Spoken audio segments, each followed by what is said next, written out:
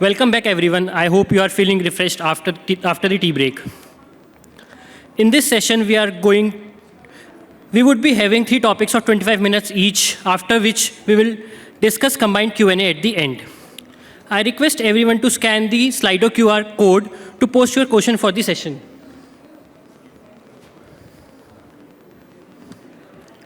The topics which we are going to discuss are tools, techniques, and their application in actuarial science, ESG and role of an actuary, and real-world ESG and how this can be modeled and managed in Indian context. Now I would like to request our session chair, Mr. Srinivas, Consulting Actuary, to come on stage along with our speakers, Dr. Yash Sabharwal, Consulting Actuary, Dr. Debasree Goswami, Associate Professor in the Hindu College, University of Delhi, India, Ms. Swati Umre, Partner at EY, India, Mr. Ahum, Senior Manager, EY, Actuarial Science, India, Ms. Prerna Nagpal, Associate Director, Insurance Consulting and Technology at Willis, Watson, India.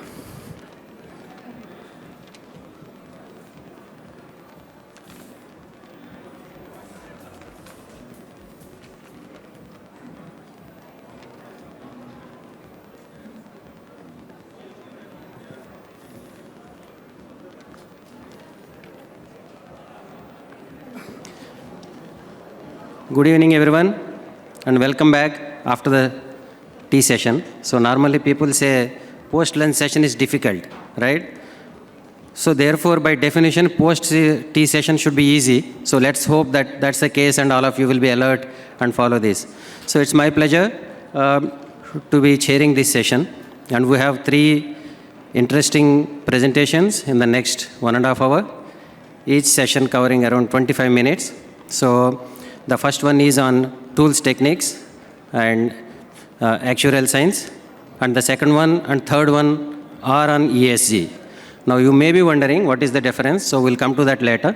So the first one is tools, techniques, and the applications of actuarial science.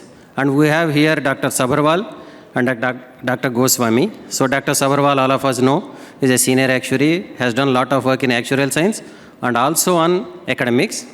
And Dr. Goswami is a PhD, has done a lot of work, is a professor, a lot of work on academics and statistics, and an expert in modeling. So it will be very interesting to hear their views on the tools and techniques, and of course in the changing world, how what will be the applications of actuarial science in the changing world.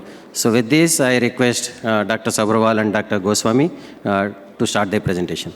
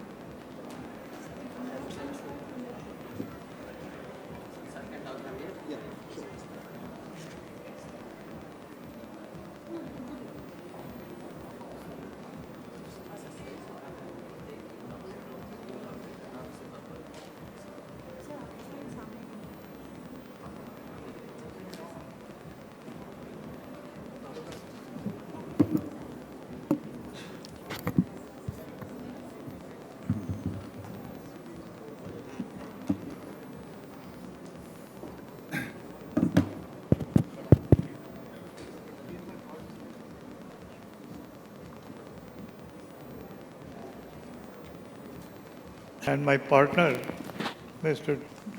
Debasree Goswami. The topic that we are going to talk about is tools, techniques, and applications of actuarial science.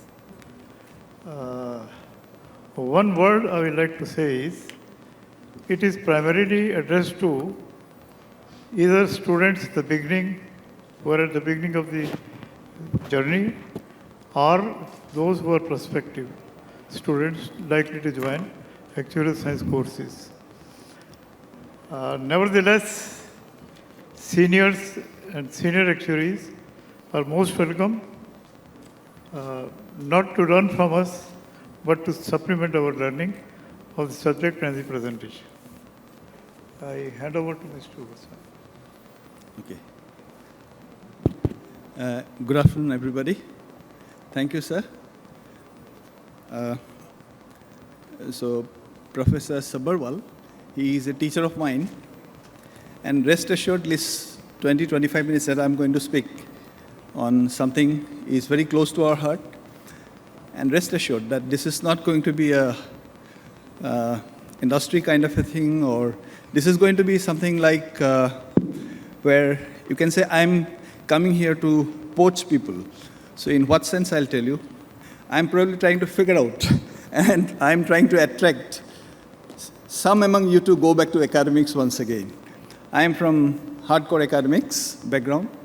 I teach statistics. So my association with sir has been through the subject only. And the whole discussion that we are going to have will be of a very general nature. This will be very nicely positioned for current and prospective students who either plan to do or are doing it. How we have figured out this is that over the years, in fact, just walking down the corridor across the room, I have met quite a few of my students and our students, in fact, and they're all in the industry and they are working. Many of them have completed, and I'm here to, in fact, attract them to go back to academics because we need some of the best in the academics also. Having said that, so this is what we begin with. So what Bacon has said. Without repeating much, I will quickly pass through.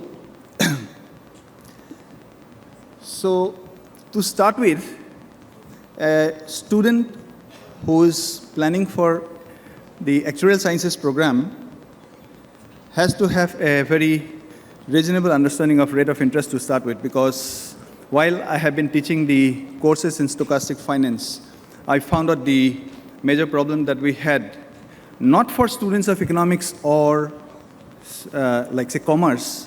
If someone is from pure mathematics or from say statistics kind of a background, they would really get into that finance course only through the amount of knowledge they have acquired in the school. So rate of interest, in fact, relies on the time value of money that we know, and this is used for determining the present and the future value of the cash flow streams. Assumptions are required in this because it is indeed a complex phenomenon, that is the rate of interest per se. This is, while for most of the calculations it is taken to be a fixed constant, there is a process which, if we model separately, that can be treated as a stochastic process in itself. So you may have studied in some of your courses in actuarial sciences, interest rate models, wherein we defined the interest, we considered the interest rates as function of time. So I will be a little more mathematical to take you back to your classes when you were doing these kind of programs. And it is one such model which is very common that you would come across is the stochastic differential equation-based models. The Ernst-Uhlenbeck process, in particular, you have had it in your actuarial sciences syllabus. So for the new ones, in fact, who are planning to do a course in actuarial sciences, you can clearly figure out that this small thing, that is rate of interest, which we take as a fixed constant under a set of assumptions, that itself is a complex phenomenon, that itself can be modeled. So that means when we work out, when we apply this rate of interest, say on a monthly, quarterly, yearly, discrete or continuous compounding, we work under a set of assumptions. The effective rate of interest, it will give us only a better appraisal of the overall picture that we have. the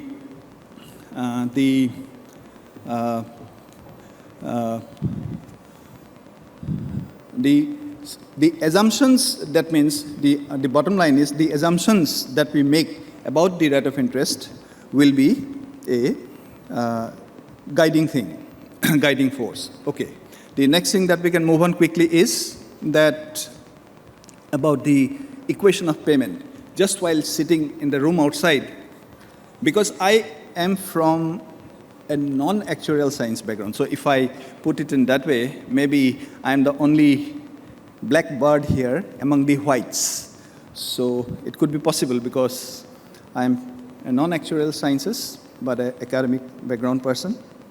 So the equation of payment, we can mathematically think about it like this, that when we have an equation wherein the quantity that we want to determine appears on both sides of the equation from which we work out, we have an equation of payment, right?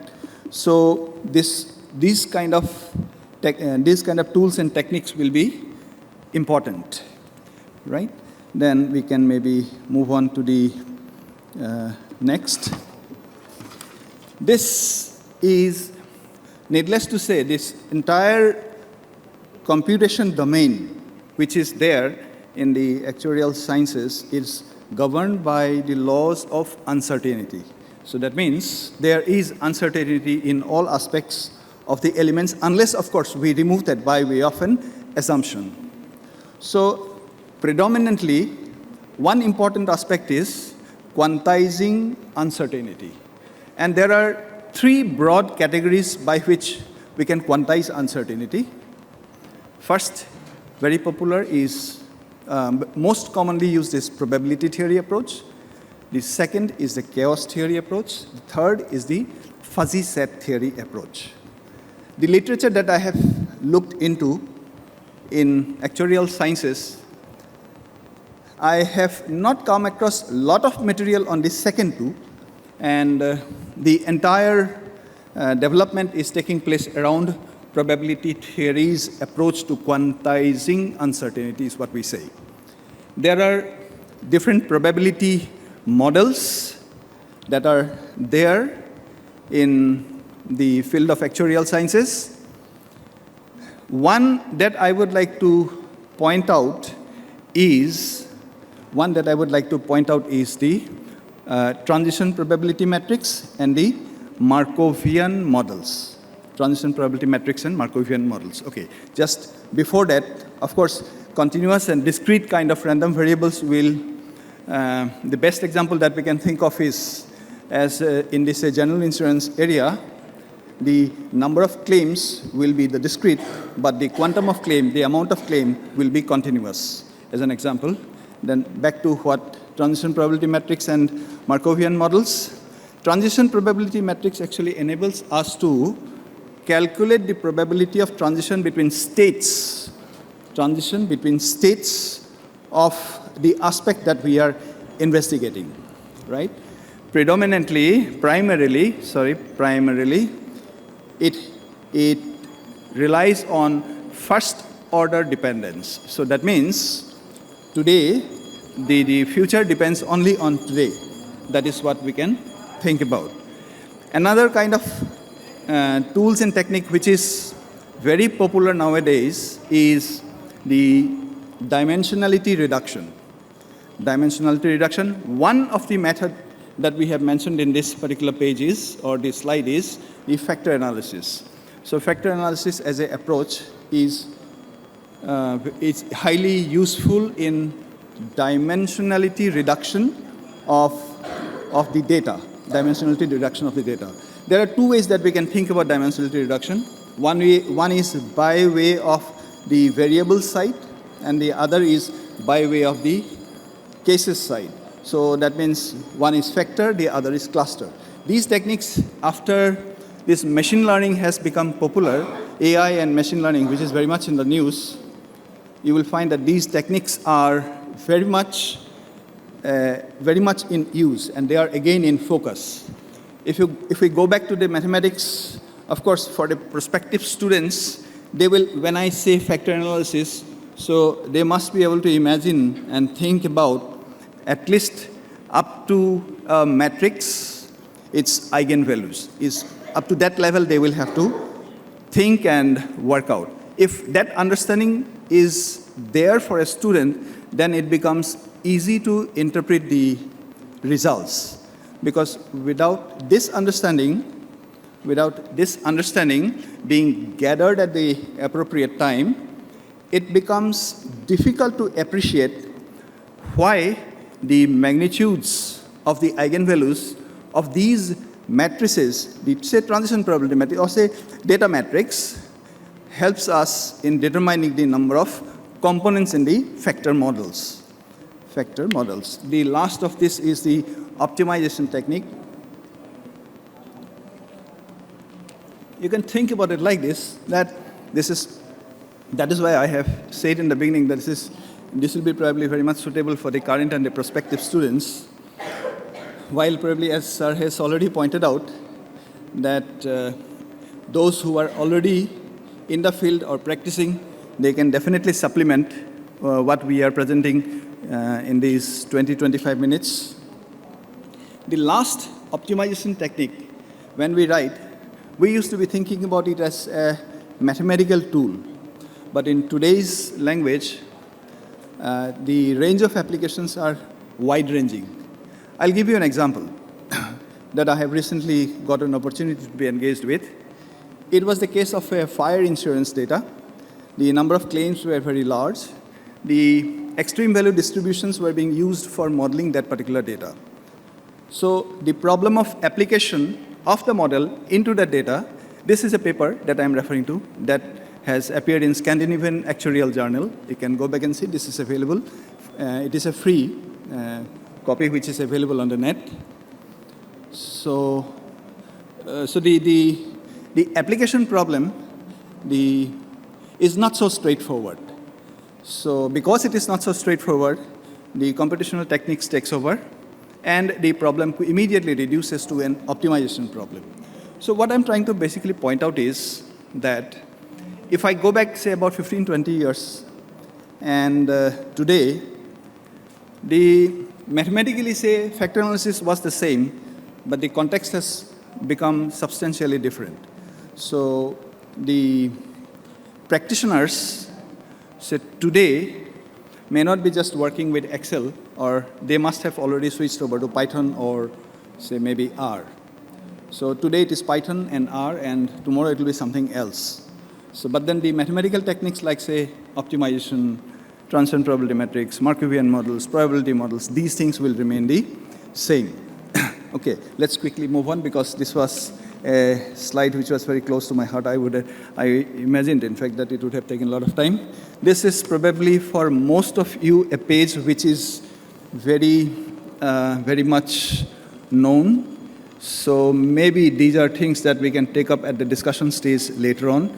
And those who are already in the field, or are senior students, they can supplement this idea of mortality, morbidity, and multi-decrement tables, etc.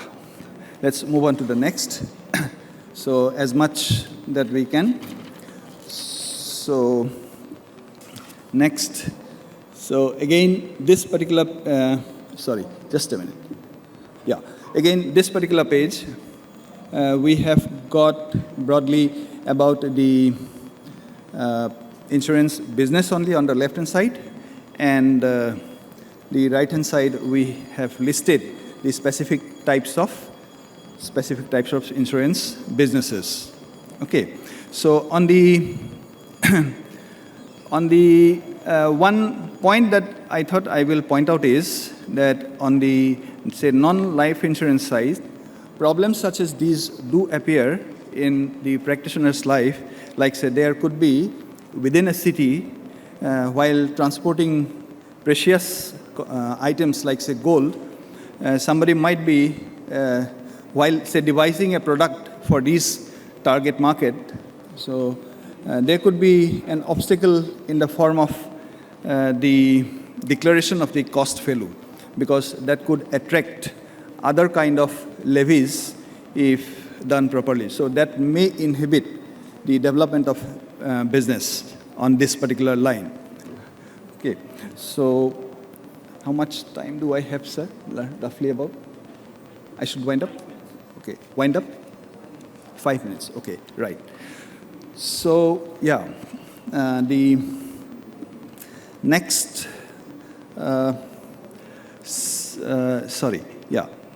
so the next I will then, since it is only 5 minutes, I will go to the,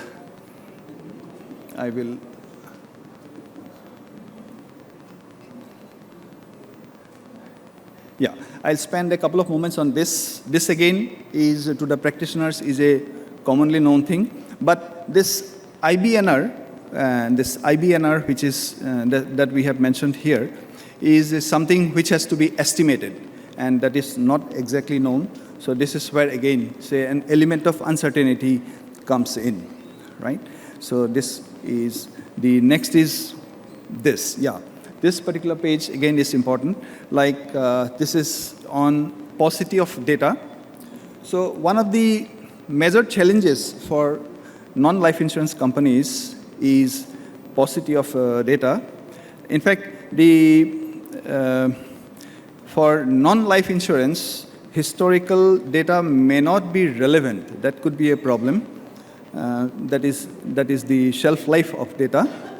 So in which case, one has to plan out as to how we could extend the life of data. There are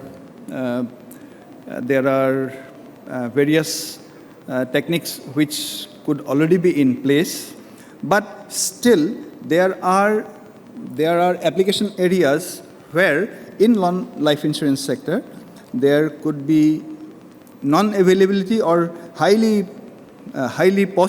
levels of paucity of data, in which case it may be possible to take recourse to techniques such as cellular automata or, say, agent-based models. These are just in line with, say, this, just in line with what we have a little earlier I have said.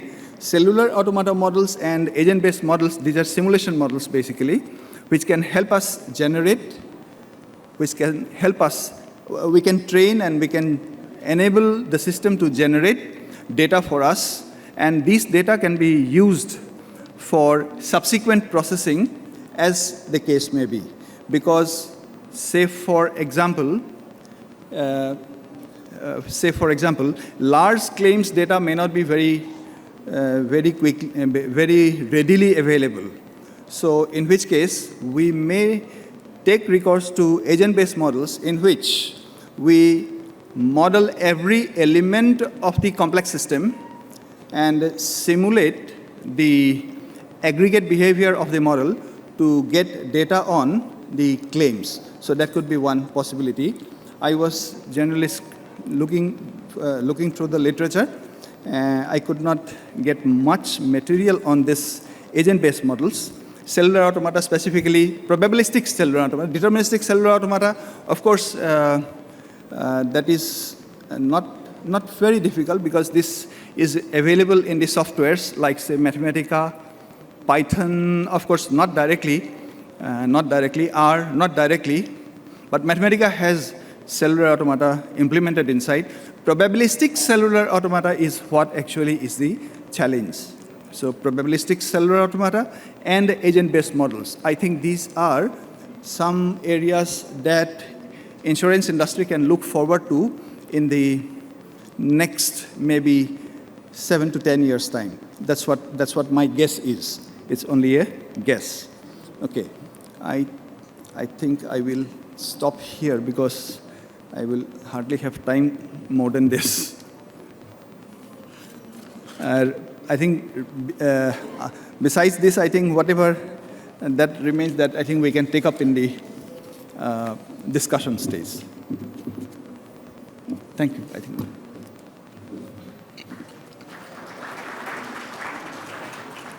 Thank you, Dr. Sabharwal and Dr. Goswami. So the next session is by Swati Umre and Ahum Mitra, both from E&Y, and they are going to present on ESG. So if you are thinking that ESG is economic scenario generator, that's not what it is. The ESG is about, let me not steal the thunder from them, let them elaborate this. Invite Swati and Ahum to present. Thank you.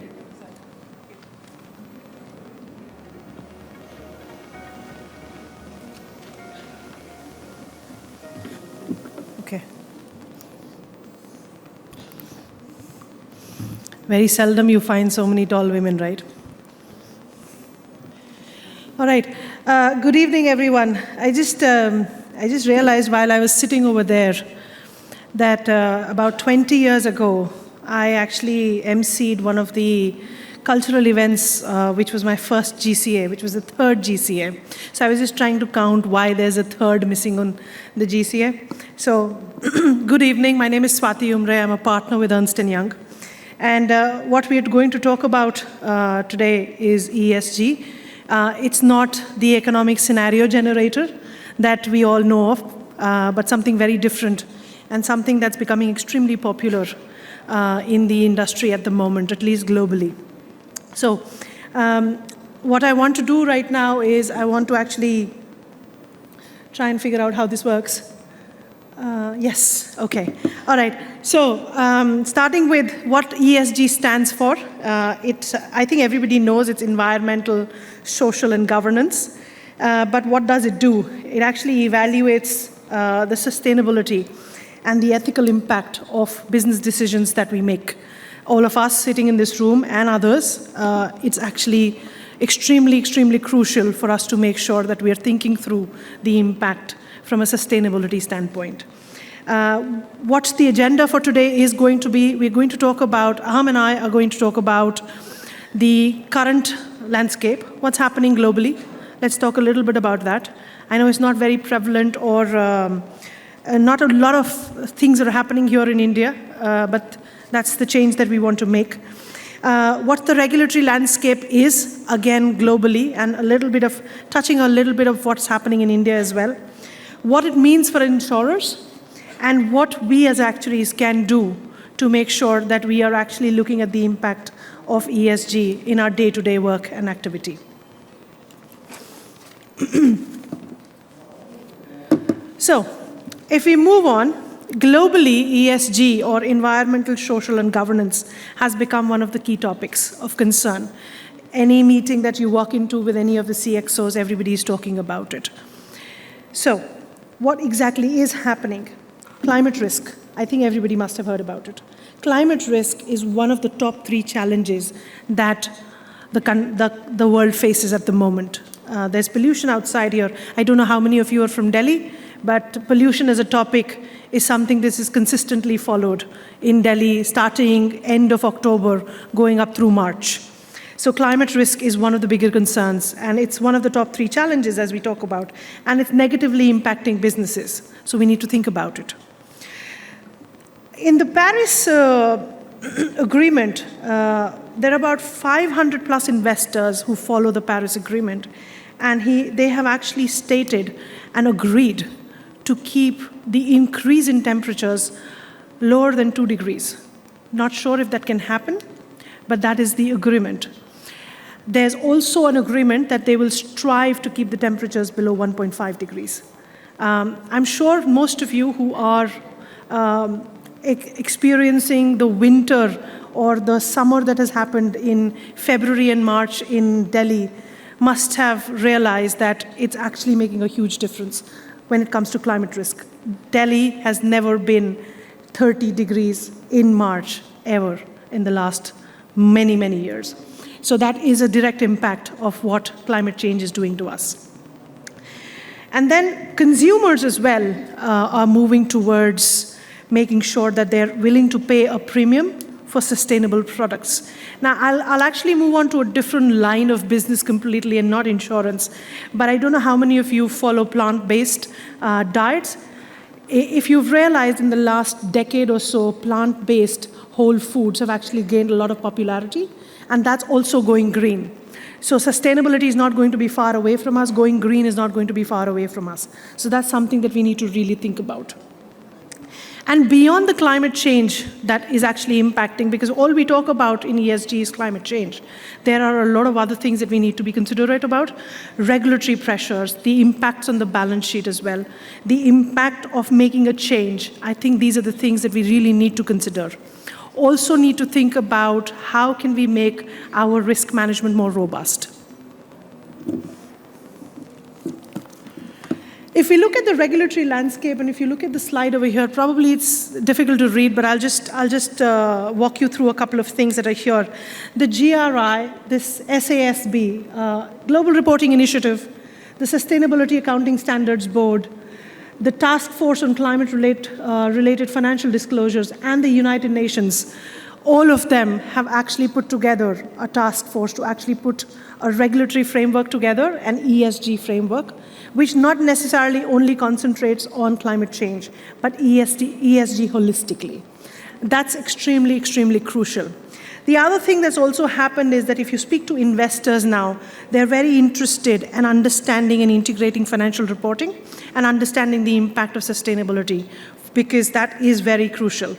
And if you look at the SEBI mandate for BRSR actually includes the top 1,000 listed companies by market capitalization.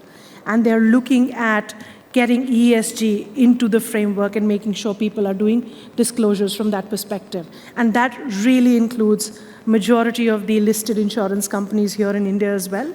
They actually form the top 100 from a market capitalization perspective.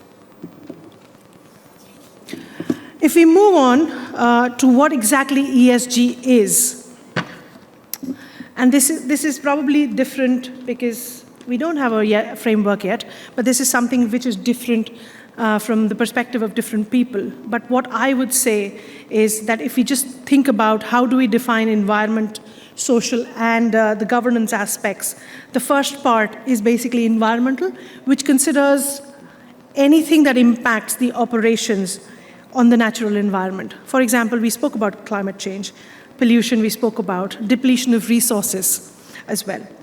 When it comes to social impacts, I think the social impact is considering the relationship between the internal and the external factors that you're talking about.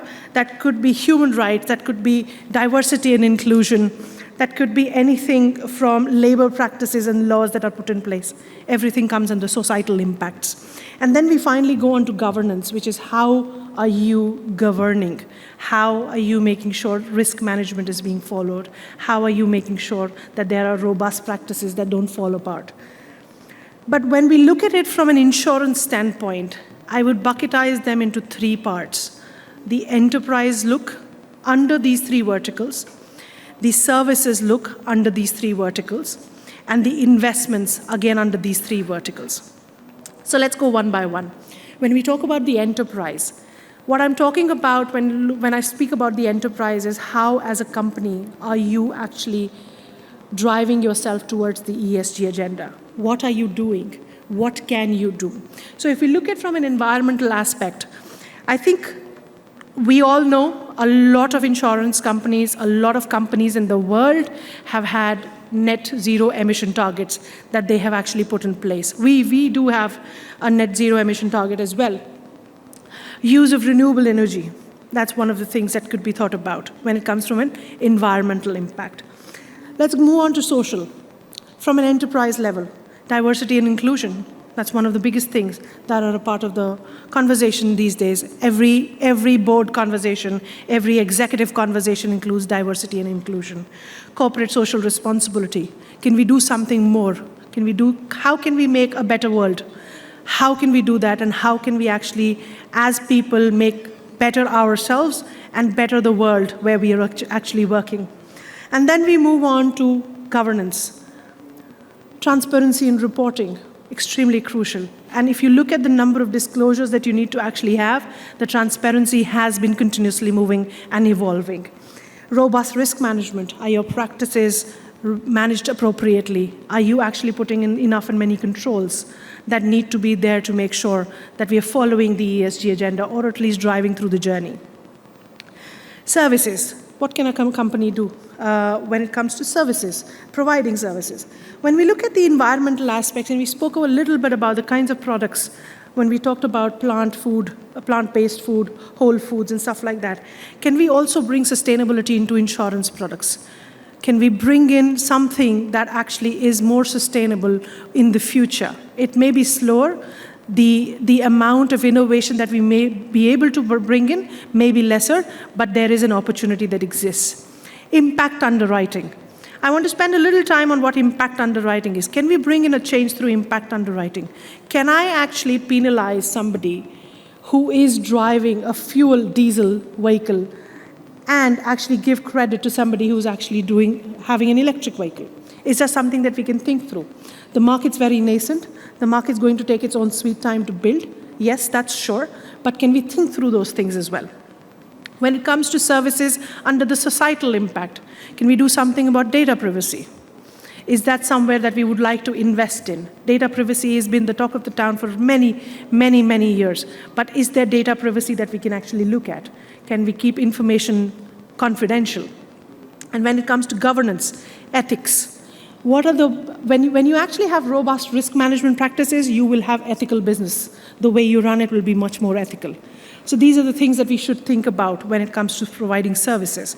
And then the last and the final bucket that we talk about is investments. How can we go green?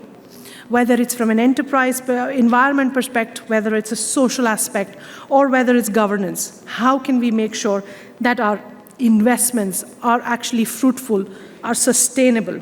For example, should we start investing more in companies which have a view towards becoming net zero? Should we think about that? How can we increase our responsibility through social causes? Can we do something around that? And the robust risk management that we spoke about, the detailed disclosures that we need to present, can we do something more there as well? Can we bring in more transparency? So I think these are the things, and there's a lot to think about. It's very nascent, as I spoke, but there's a lot, and there's a lot of opportunity that also exists that we must drive our thinking towards, our strategy towards, and how we can help everybody bring together the best practices that we can deploy as insurers, as actuaries, into the world. Let me call up Ahum, and he'll speak to you about the basic nuances around risk management, impact underwriting, and the others. And he'll take you through a little more details on that as well.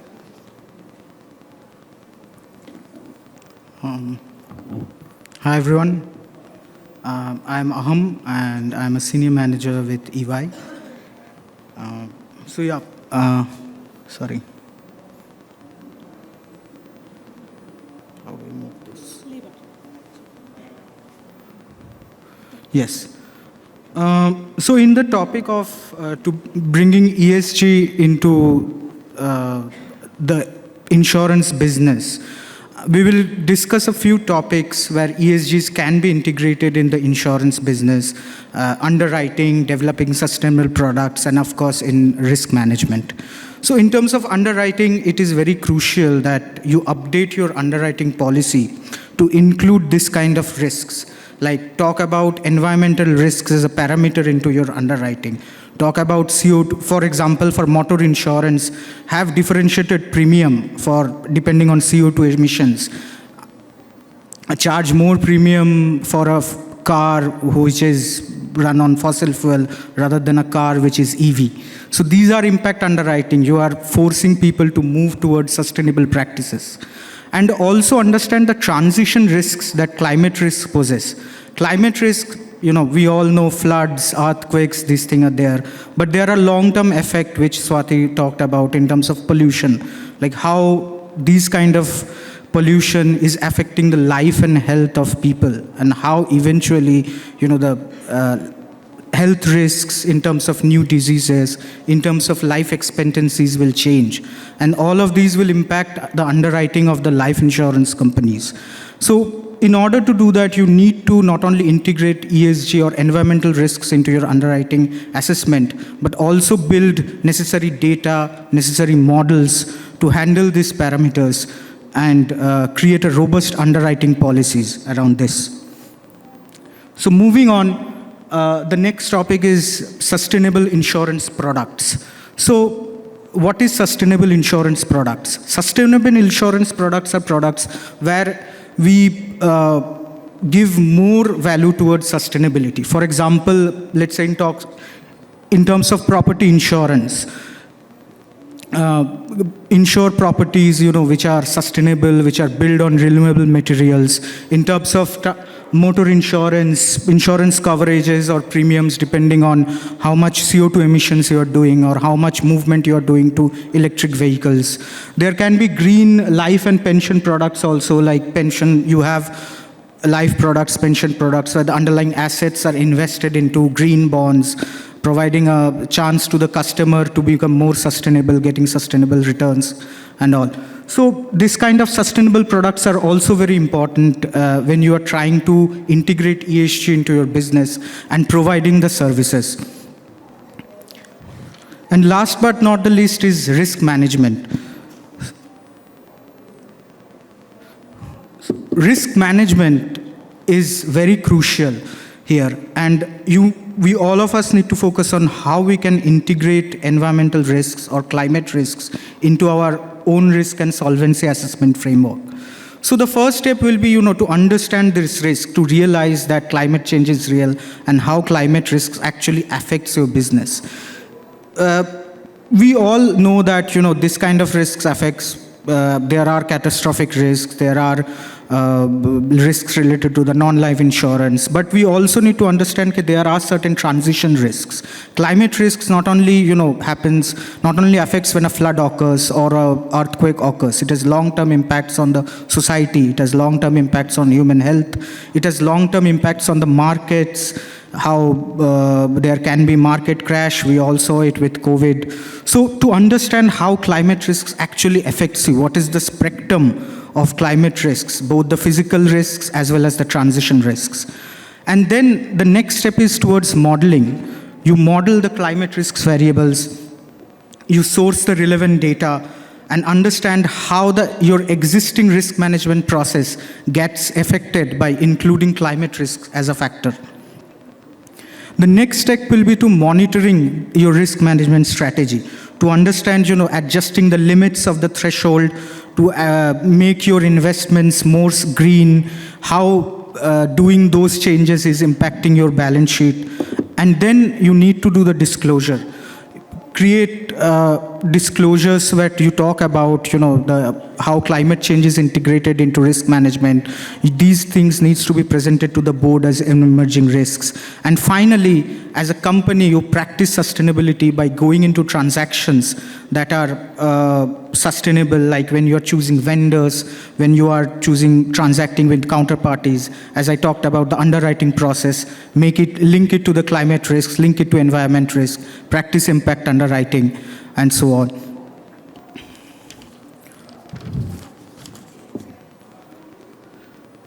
So what does the road ahead for us? What can we do now to ensure that we move towards a more sustainable path?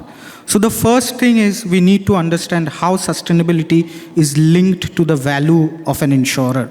We all currently calculate, embedded value, net worth. There's a new standard coming on IFRS 17. So how the ESG factors can be integrated into these things, and how does moving towards sustainability will change the value of the insurer? So that is one thing we need to educate shareholder as well as investors about. The next step will be to move towards a sustainable business practice. As Swati suggested, the ESG impacts are across your enterprise level, services level, and investments level. So consider sustainable services, create sustainable insurance products, create sustainable distribution strategies, and so on. And the final will be to mix all this together and to decide how much capital will be allocated to do this sustainable strategy, and how to develop this sustainable strategy for the future, considering climate risks and the target geographic areas, as well as the scope of your business. So the predominant question here is what we can do as actuaries. What can we do now to ensure that we are at the forefront of the sustainability agenda? As actuaries, we understand the insurance business maybe better than everyone. We know the risks that are associated with it. So what can we do to ensure that we we lead the sustainability agenda from the forefront. So, Swati. Yeah, so I think there are a couple of things, and if you see the three verticals that we've outlined over here are probably some of the key things. But as I said, this is an evolving topic. Things will change, and they will continue to become better and evolve further. But I think one of the most important things for us to do is upskill ourselves. Do we understand what ESG is? Do we understand the impact of ESG? And once we start upskilling ourselves, we'll realize that these are things that can be easily moved into our day-to-day lives. Some of the things that we're already doing, we cannot say that today insurance companies do not have robust risk management practices, right? We cannot say that insurance companies are not ethically moving. So I think there are things that already exist. Do we need to strengthen them further? Do we need to do something which can be done in a much better and a much more efficient manner? Those are the things that we really need to go back and reflect upon. So, first thing, upskill ourselves. Can we develop knowledge on climate risk? Can we develop knowledge on how can we make a difference when we talk about at the enterprise level, at the service level, at an investment level? Second thing would be to develop a strategy. Can we sit down with all the CXO, the leadership, and develop a strategy? How are we going to take this forward? Not only necessarily with climate risk, but there are 100 other things that we can do differently. So we need to develop a holistic strategy. That's extremely crucial. We need to update our risk management practices. We also need to look at how we can look at the data that we have at the moment. What can we do better in that area? And what can we do, what is redundant, what can be thrown out? What doesn't need to happen actually? And then finally, leading from the front. I think as actuaries, we have a fundamental role in making sure that we are making the change. We are bringing the change. And I think this is where we can actually make the maximum impact. Can we lead from the front? We will be required, we understand the business end to end. It's not that we only understand how cash flows are generated. We understand how the business is actually set up. So how can we make that difference is our responsibility, and we should actually invest time and make sure that we are upskilling every single person to understand the impact of environment, social, and governance agenda that is being driven globally at the moment. Thank you very much. Thank you. Do you need to do more? Let's take this. Thank you, Swati and Ahum. The third and last presentation is by Prerna Nagpal. She is from Willis, Watson, and this is again about ESG. And going by the previous session, if you are again thinking that this is probably some other definition that she is bringing, that's not true. Again, I'll leave it to Prerna to elaborate on that.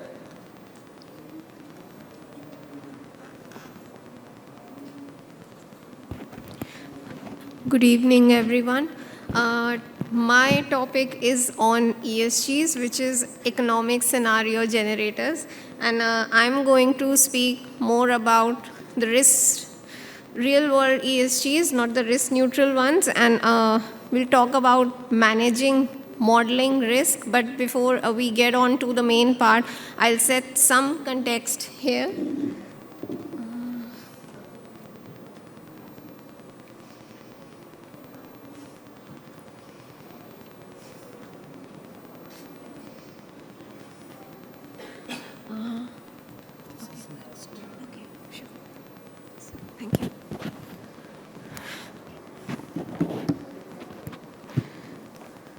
So we'll start off with what's happening around us. I'll cover a little bit around the global environment, then coming to the Indian market.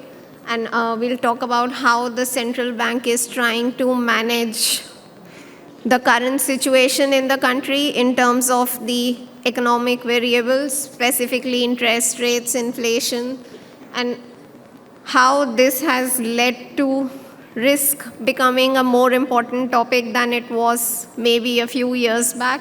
And finally, we get on to some of the details around how to cover and model those kind of risks. So as everyone is aware, the global economic environment has been very, very volatile from last 2 or 3 years. Now this started with the onset of COVID-19 pandemic, which then got coupled with Russia-Ukraine war leading to supply chain disruptions, geopolitical tensions, and countries struggling to manage the supply side pressures on their own part.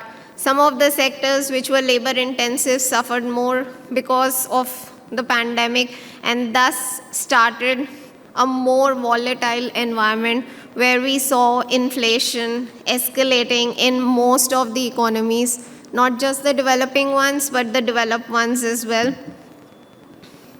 Now, in last 1 year, we have seen some sort of control coming on the inflation, which was exercised by monetary policy tightening, wherein the central bank started to raise the interest rates in order to bring inflation within the pre-specified targets. Now, for countries like US, which are more developed, we saw inflation in last few quarters coming nearly around 10%, while the inflation target sits around 2%. So imagine how worse a situation could be for an economy where the actual inflation has gone way beyond what was supposed to be the target set up by the central bank. Now, usually central banks have a range of around plus minus 2% on the target, which is defined as the tolerance band. Now, in this case, we saw inflation soaring up. UK, Eurozone were not behind. We saw very high inflation figures for those economies as well. Some of the factors were common for all, which was the energy prices. Some of the factors were internal to an economy as well. For instance, for US, we had supply side pressures, then the labor market was very, very sticky, so wages did not adjust themselves very easily. UK had a very, very different problem in terms of imposing sanctions, so it had a big, big issue coming in the form of energy supply disruptions. Eurozone was not far behind. Now, when we look at India, the situation has not been as worse as a few developed economies faced, but our inflation also spiraled out of control. Recently, we've seen the central bank raise our base rate, and this has happened around 2 or 3 times in last 1 year. Now, even the inflation projection forecast, which is provided by the survey of professional forecasters, we see that that figure has been dwindling in the recent past. There's a lot of volatility which comes around the economy, and that comes from a mix of factors. For instance, we are an agriculture-intensive economy, and agriculture plays a big, big part in whether we are going to experience food inflation or not. Then we've got manufacturing sector. We've also got our dependency on imports in terms of energy, in terms of other products from other economies. We've got a service sector, manufacturing sector, which contribute significantly towards our GDP. So for an economy like India, there's a mix of internal and external factors that has led to the emergence of this risk. Now, if we look at the historical data, now this gives us a very, very mixed picture. How do you interpret whether the current situation that the economy is experiencing, it's just a temporary phenomenon, or is it the start of a new regime? Now, for an economy like India, we can see that the 10-year yield has been majorly stable apart from the global financial crisis period where the yields rose up. Now, the volatility definitely has been an issue. More with the inflation, less with the interest rates when it comes to the Indian economy. Now, we've seen periods of high volatility as well as low volatility.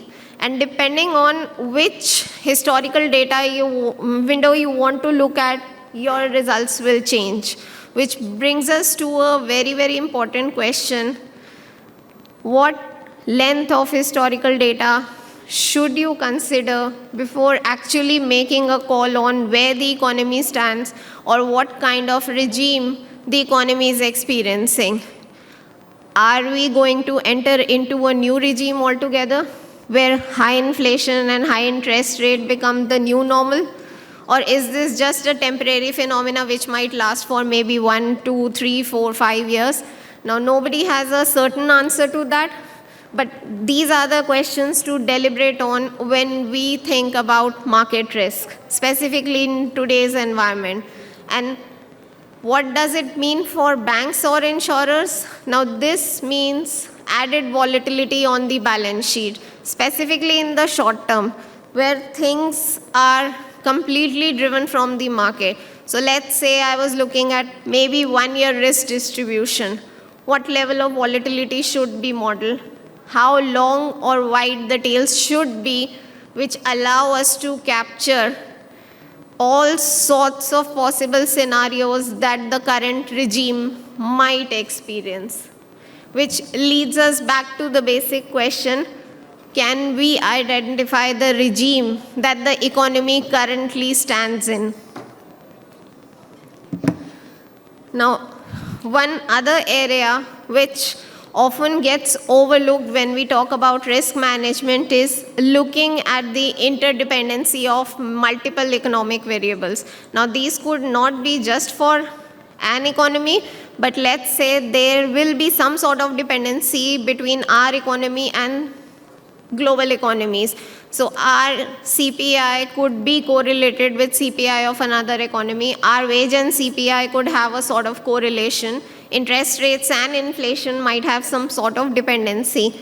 So when we want to model or capture market risk, now this area becomes a very, very tricky part to capture. Again, when we look at the historical data window, we can see that correlation also moves, and it is very, very subjective to the choice of your data window. We've seen high correlation, we've also experienced very low correlation between interest rates and inflation. So what exactly data window you want to consider that would allow you to capture the correct level of correlation in your short-term projections? The issue always arises with the short term because in the longer term, things tend to revert back to their normal. Central banks are able to stabilize the system. You'll see fiscal policies also making some sort of impact, and all your volatility and series start to revert back to their normative levels. So it's the short-term risk which gains more importance and which is an area of concern when we want to model specifically the 1 year distributions.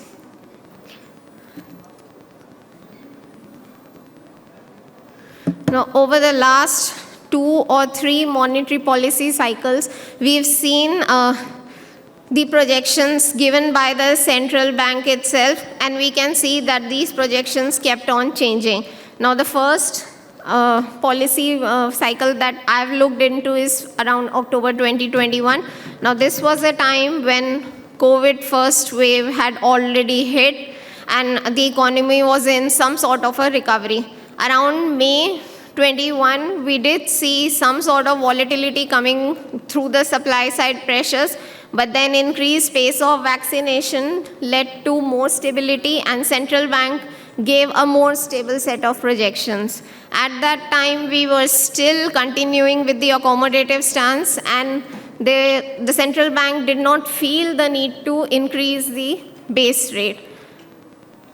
Coming ahead 6 months, now the picture changes slightly. Again, CPI rose, and this was not just due to the internal factors, but also because of the external factors, supply side pressures. We had impact coming in the form of high energy prices, which led to further revision of the projected CPI.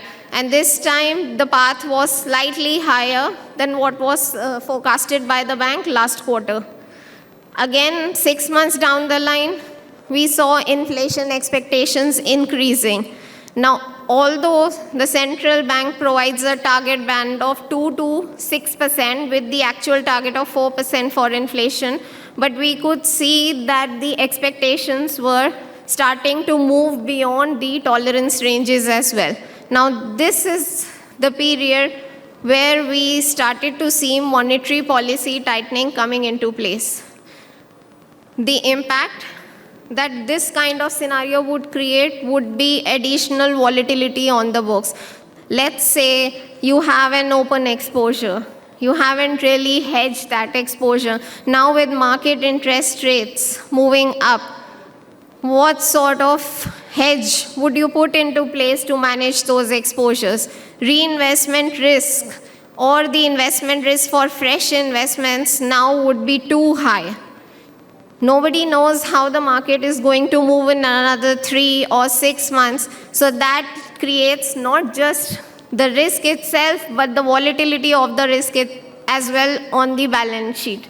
And these risks, when we are trying to model them, here comes a more tricky part when we want to correlate these risks with each other. So let's say I want to hedge an open position on the interest rate part, but I also see some sort of dependency between the interest rates and, let's say, inflation in the economy.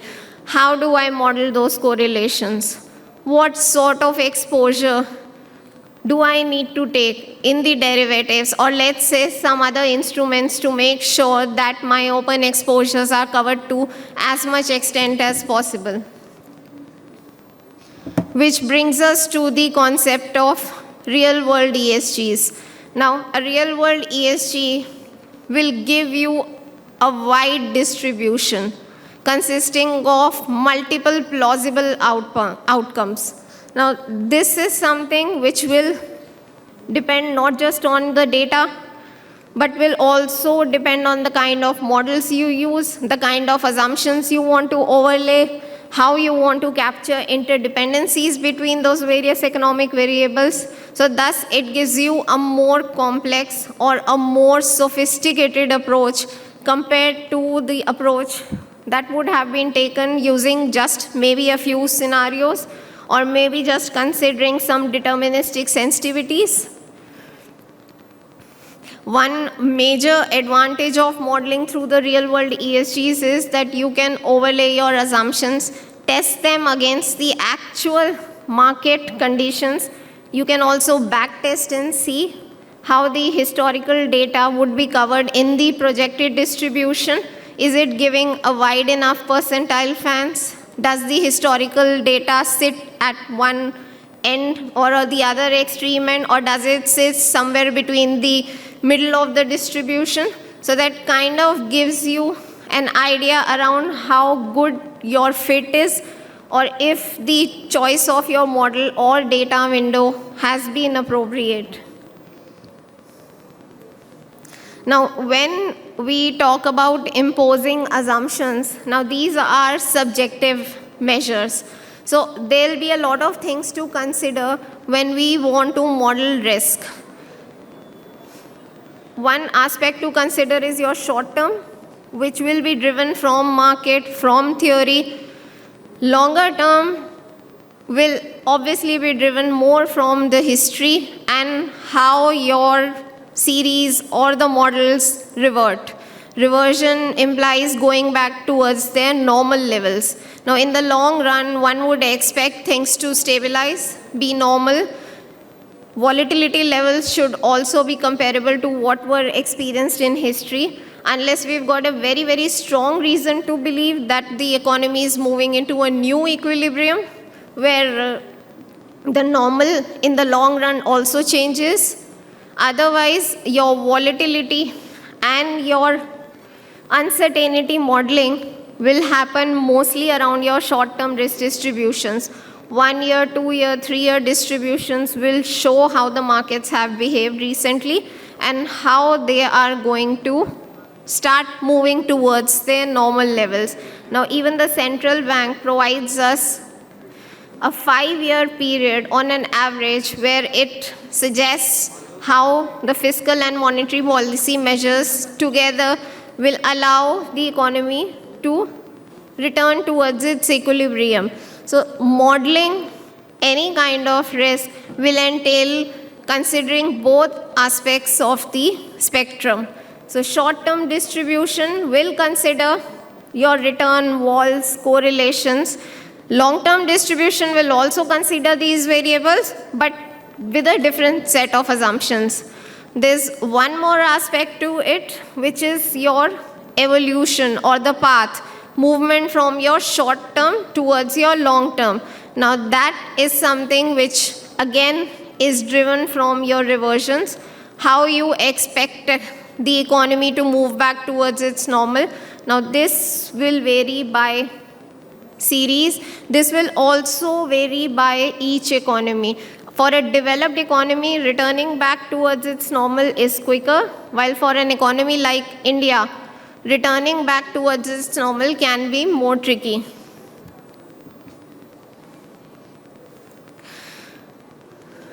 Which brings us again to the comparison of how a deterministic approach to risk management compares with a stochastic approach or a more complex approach like the real-world generators. The most important aspect is that it allows you to produce a full risk distribution which you can test against your own specific assumptions. You can also test it against more generic assumptions to see how well it fits.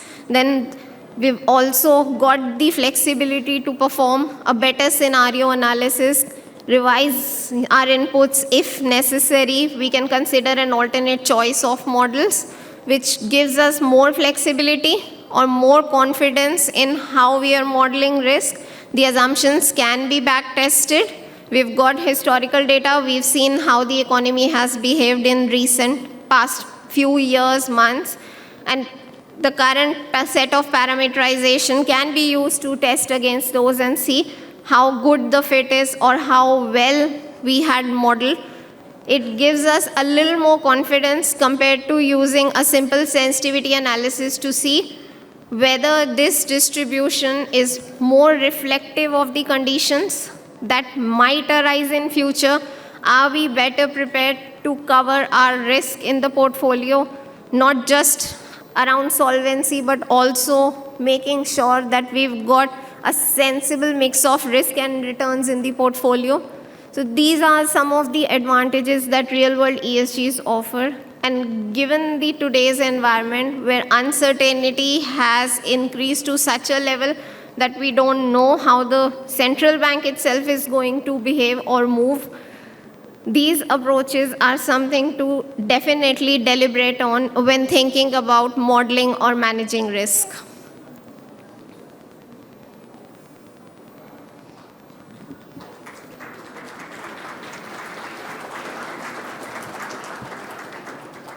So, thank you, Prerna. We have questions, so I'll take one question for Swati and Ahum. You mentioned about green products for non-life. Do you have any suggestions for green products for life insurance?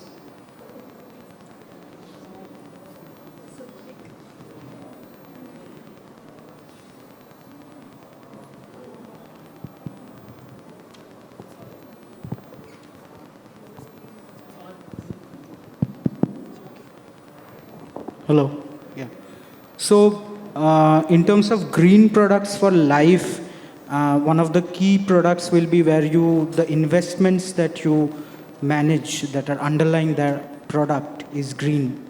So, for example, think about a normal life product, but the assets where the cash flows are invested are into greener companies, green bonds, and things like that, which essentially means that the returns that you will get are sustainable. Simple example can also be like unit-linked product, where you offer green investments directly to the customer. Customer can choose this kind of options to ensure that they take a step towards sustainability as well. I think just to add to that point, I think when we spoke about impact underwriting, there's a lot that can be done when you're underwriting a risk in insurance. It may not be that you can change the entire construct of a product. You can't move on from an endowment that looks not so green today to a green endowment, but probably the way you underwrite the product itself could be more sustainable. Maybe you should also consider, better rate for a term product if somebody doesn't have a driving license because he or she is not polluting. Maybe something like that. Yeah, but just possibly that way.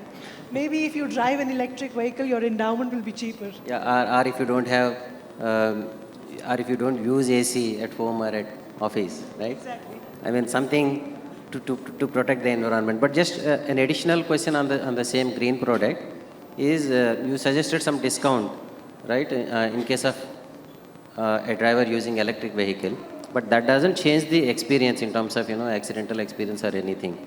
So purely from a viability point of view, how would you suggest funding that kind of discount? I think Sai, it's too long to actually take that decision at the moment. It's too far in the future. Obviously, as actuaries, we want credible information, credible data for every single thing. It's too far away for us to comment how are we going to start funding for it. But yes, I do believe that eventually we will come to a phase that we will start thinking on those lines as well. Maybe just a thought, like, maybe something should be allowed from corporate social responsibility from government because Exactly. it's very good from society point of view and hence it should help. We do have a certain percentage which actually applies to your corporate social responsibility. So if you look at the societal impact from a corporate or an enterprise perspective, what can you do more will be the answer probably. But definitely an interesting thought, green products from insurance point of view. So one question to Prerna. Prerna, you just mentioned that, for other developed markets, maybe, by quarter 1, 2024, the inflation rates may come down, but probably not so for India. So does that make, fitting a model, the real world ESG, easy or difficult, if you are attempting something for the Indian market? Because is that increasing the predictability? It's difficult. It's not easy because the dynamics of every market are very, very different. And in order to model those dynamics correctly, you need to understand how that market behaves itself, how it interacts with other markets, and specifically with those where the interaction is more. Because it's not feasible to model every kind of interaction within the model, but the major interactions need to be modeled correctly. So yes, when it comes to a modeling, whether it's a developed market or a developing market, it's always going to be tricky.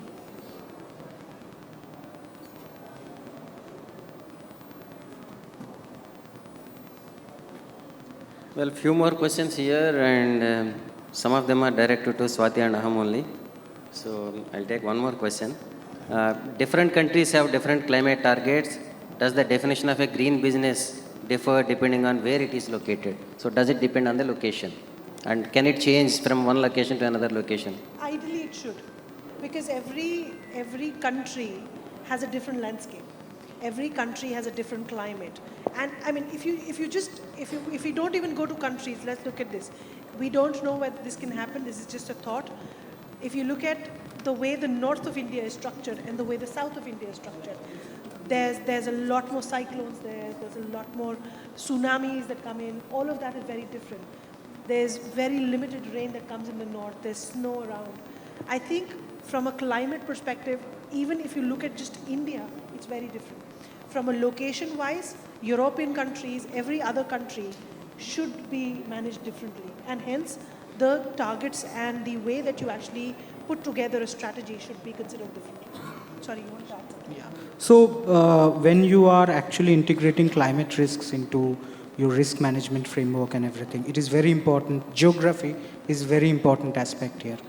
And not only just for the physical climate risk, like of course we understand that like the occurrence of flood or the probability of a flood happening or the probability of a cyclone happening varies from geography to geography. But also the transition risks, how a climate event impacts the economy of a country. That is also different from different countries. So just to take an example, let's say if we take an example of Australia. Now Australia, a very significant portion of Australian economy is tourism driven, which is because of the Great Barrier Reef. Now, because of climate change, the Great Barrier Reef is getting damaged, and people are expecting it no longer to be there by 2030 or 2040, so which will actually impact Australia's economy itself. So the transition risk is itself very different for different countries, and hence geography is a very important consideration here. So one last question to Dr. Goswami. And there were discussions, in some actuarial conferences in the past also, like, so you're a modeling expert, and there are so many new models are coming up, and, with artificial intelligence, and now the latest talk of the town is ChatGPT. With that, projecting the trends for future, and therefore, predicting the future cash flows, etc., is becoming more and more mechanical, right? Whereas the role of actuaries, main role is actually setting assumptions and developing models. So there is sort of a discussion within the actuarial community. So is this going to reduce the role of actuary? So maybe you can give some comfort. You know what I'm hinting at.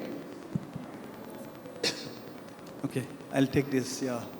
So I'll tell you a small incident that happened this morning when I was planning to come for this particular session. So I opened up my ChatGPT account and I asked exactly similar thing. I put up a question in ChatGPT, design a model to meet the requirement of street vendors in my locality. What is your guess? ChatGPT has got a nearly 10 on 10 answer. So the question is, artificial intelligence and these AI thing that is coming up, that has impacted us immediately, that we can immediately see. Say, for instance, I'll take you back to your classes. When you were submitting your assignments, your teacher would doubt you less. Today, it is really not possible for me to even distinguish between two students who are submitting their assignments. So this assignment you can translate into the models example that I was saying, because every answer which is coming from the AI model is different. And believe me, yesterday night, I designed a syllabus using ChatGPT. I designed a syllabus using ChatGPT. So that is the impact of things, technology that is coming in. We can't escape. And rest assured, that's why I was saying, when I was talking, that's why I was saying, today it is Python. I said it the other way around. Today it is R, tomorrow it is Python, and the day after tomorrow it will be something else. Actuaries have no choice but to be ready for it. They have no choice, because you are going to be competing with this guy like ChatGPT. So, professor is determined to make us more nervous. He's not comforting us, right? But the message is clear. It's changing. It's fast changing, and no profession is an exception, including actuarial. But then, obviously, the new techniques and new models will probably throw more light and probably bring more accuracy to our projections, and therefore make our predictions and probably the way we interpret. I think that will become more and more sophisticated. So with that, let's conclude this session. Thank you, everyone. Thanks for the great presentations and thanks for the discussions. Thank you. Now I request Mr. Sai to present mementos to our speakers.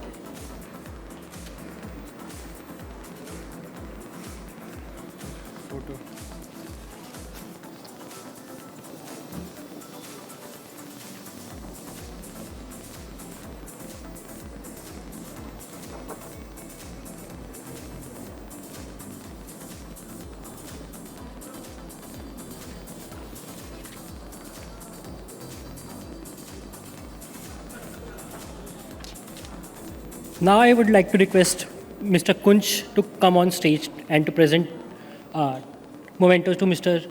Sai Srinivas.